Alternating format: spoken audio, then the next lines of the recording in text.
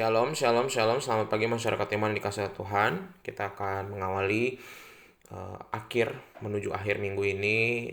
Biarlah kita bersama-sama menutupnya dengan percaya bahwa hal-hal baik akan menyertai setiap orang yang dengan sabar menunggu.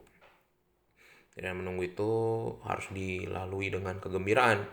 Mari bersama-sama kita pujikan NKB 164. NKB 164 bait pertama dan kedua, kidung yang merdu di hatiku. NKB 164 bait pertama dan kedua, kidung yang merdu di hatiku. Kidung yang merdu di hatiku, Yesus membisikkannya. Jangan takut, ku bersamamu dalam kancah dunia.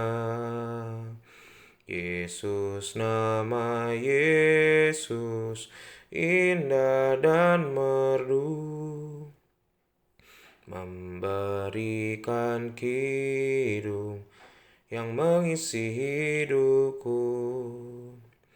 Nada-nada sumbang dan sendu disebabkan dosaku. Yesus sudah menggantikannya jadi kidung yang merdu. Yesus, nama Yesus, indah dan merdu, memberikan kidung yang mengisi hidupku. Mari kita berdoa. Tuhan, terima kasih untuk kebaikan Tuhan di dalam kehidupan kami. Kami percaya bahwa Tuhan yang senantiasa mengisi hari-hari kami dengan kidung yang merdu, dengan nada yang harmonis, yang mungkin gak selalu sama dengan yang kami mau, tetapi biarlah perbedaan membuat itu jadi keindahan. Kami serahkan pembacaan firman Tuhan dalam nama kami berdoa. Amin. Bapak Saudara, bersama-sama kita buka Ayub 27 ayat 1-6. Ayub 27 ayat 1-6. Ayub 27 ayat 1-6, dengarkanlah sabda Tuhan. Maka Ayub melanjutkan uraiannya, demi Allah yang hidup yang tidak memberi keadilan kepadaku, dan demi yang maha kuasa yang memedihkan hatiku, selama nafasku masih ada padaku dan roh Allah masih ada di dalam lubang hidungku, maka bibirku sungguh-sungguh tidak akan mengucapkan kecurangan, dan lidahku tidak akan melahirkan tipu daya. Aku sama sekali tidak membenarkan kamu, sampai binasa aku tetap mempertahankan bahwa aku tidak bersalah. Kebenaranku kupegang teguh dan tidak kulepaskan. Hatiku tidak mencela sehari pun daripada umurku. Bapak Saudara, saya terakhir sebelum lulus teologi itu, saya pernah menulis sebuah makalah tulisan tentang yang namanya Giordano Bruno. Giordano Bruno ini adalah seorang murid Tuhan yang pada masa itu dia bukan hanya belajar teologi, tapi dia juga belajar astronomi. Kemudian dia menemukan satu teori di mana bahwa bumi yang mengelilingi matahari. Pada masa itu orang mengenalnya adalah matahari yang mengelilingi bumi, bahwa bumi adalah pusat alam semesta.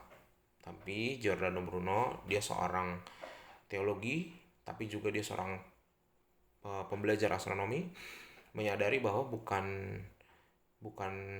matahari yang mengelilingi bumi yang mengelilingi matahari, dengan ada perubahan cuaca, dan itu menggegerkan dan sampai dia dihukum mati. Bapak Ibu Saudara, banyak tokoh-tokoh yang memperjuangkan kebenaran: Paulus, Petrus, Yohanes, Stefanus, Galileo Galilei, Martin Luther, termasuk Giordano Bruno, orang-orang yang bergerak di bidang keagamaan tapi juga ilmu pengetahuan, yang dibunuh karena dia memperjuangkan kebenaran.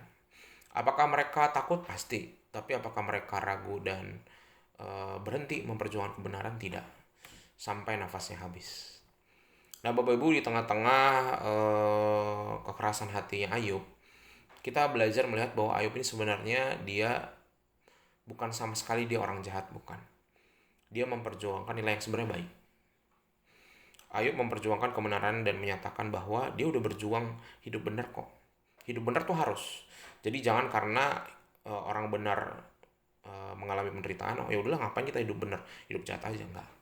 Tetap Ayub memperjuangkan kebenaran bahwa hidup benar tuh harus dilakukan. Kita jangan jadi, kalau jujur itu baik, jangan jadi pembohong. Kalau pengasih itu baik, jangan jadi pembunuh. Kalau pemberi itu baik, jangan jadi pencuri. Dia masih memperjuangkan. Walaupun para sahabatnya sudah semakin bersepakat bahwa penderitaan Ayub ini karena dosanya, dan bahwa cara pandang Ayub ini salah. Ayub membuat satu pernyataan yang mencengangkan. Dia mengajukan bahwa wah ini dia harus memperjuangkan banding baik kepada sahabatnya maupun kepada Tuhan, bahwa hatinya pedih karena dia tidak menerima keadilan. Dia memperjuangkan kebenaran, dia memperjuangkan apa yang baik yang diajarkan sejak kecil, dan dia percaya bahwa ini akan dia bawa juga kepada keturunannya. Dia menyerukan keprihatinan, dan dia tetap memperjuangkan bahwa saya tidak mau jadi orang fasik.